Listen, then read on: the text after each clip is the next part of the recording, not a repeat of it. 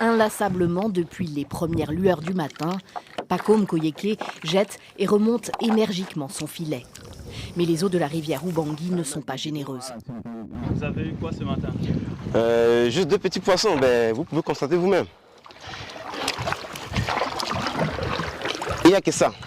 Alors on est là depuis 3 h du matin. Si c'était la bonne saison, à cette heure-ci, on devait déjà avoir plus de 10 en allant. La rivière Ubangui est en crue à chaque saison des pluies. Mais cette année, les inondations sont catastrophiques. Elles durent depuis 5 mois.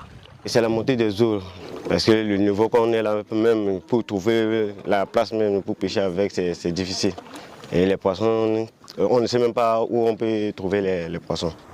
La pression de l'eau est très forte dans l'Ubangui, au point de faire fuir les poissons des zones habituelles.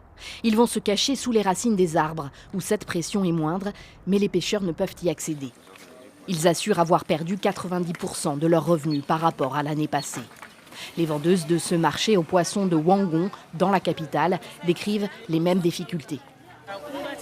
Si les crues n'étaient pas aussi fortes, on aurait de la marchandise à vendre. Mais on n'a presque rien. Et le prix de ce qu'on achète est exorbitant. Nos clients n'en ont pas conscience, ils croient qu'on vend cher. Mais les pêcheurs font des kilomètres sans rien ramasser. Le poisson, carpe, capitaine ou anguille, est très consommé en Centrafrique et habituellement bon marché. Son prix a aujourd'hui plus que doublé.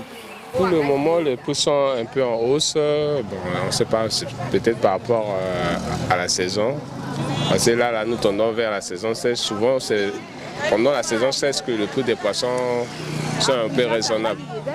Mais pour le moment, je ne sais pas. Là, aujourd'hui, on vient d'acheter 2 petits poissons à 15 000, donc on trouve que c'est un peu cher, quoi. 15 000 francs, près de 23 € pour 2 poissons.